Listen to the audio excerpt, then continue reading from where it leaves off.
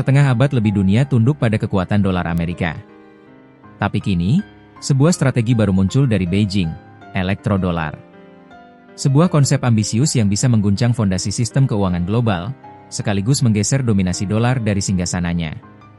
Tahun 1970-an, Amerika Serikat berhasil menguasai sistem keuangan internasional lewat petrodolar, dengan mengaitkan dolar pada ekspor minyak Arab Saudi. Kini, setengah abad kemudian, Cina mencoba mengulang sejarah dengan cara berbeda, menjadikan listrik sebagai komoditas perdagangan global, dan yuan sebagai mata uang utama transaksi energi. Bedanya, kali ini dunia sedang bergerak ke arah energi terbarukan. Dan Cina sudah memimpin jauh. Cina memanfaatkan dominasinya dalam pembangkit listrik skala raksasa. Mereka membangun reaktor thorium pertama di dunia. Bendungan Yarlong Tampu Mega di Tibet, yang diperkirakan menghasilkan 300 miliar kilowatt-jam per tahun, cukup untuk memberi listrik seluruh Inggris. Dengan kapasitas listrik yang luar biasa, Cina bisa menawarkan kontrak ekspor listrik jangka panjang dalam denominasi yuan. Inilah pondasi dari lahirnya elektrodolar. Di sisi lain, Amerika Serikat menghadapi masalah serius. Sejak tahun 2005, produksi listrik Amerika stagnan.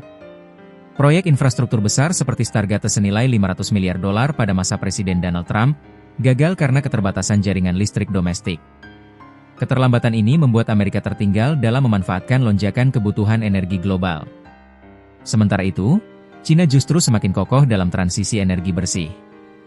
Strategi elektrodolar sudah mulai diterapkan. Laos menekan proyek energi bersih senilai $1,45 miliar dengan Cina, dan semua pembayaran dilakukan langsung dalam yuan. Ghana membangun bendungan Sungai Konguri dengan teknologi dan pendanaan dari Cina, kini memasok sepertiga kebutuhan listrik nasional.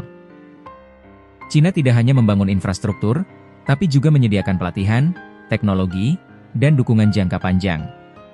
Ini bukan sekadar investasi, melainkan upaya sistematis untuk mengokohkan yuan sebagai mata uang perdagangan energi. Jika elektrodolar berjalan, dampaknya akan luar biasa. Negara berkembang tidak lagi wajib menggunakan dolar dalam transaksi energi.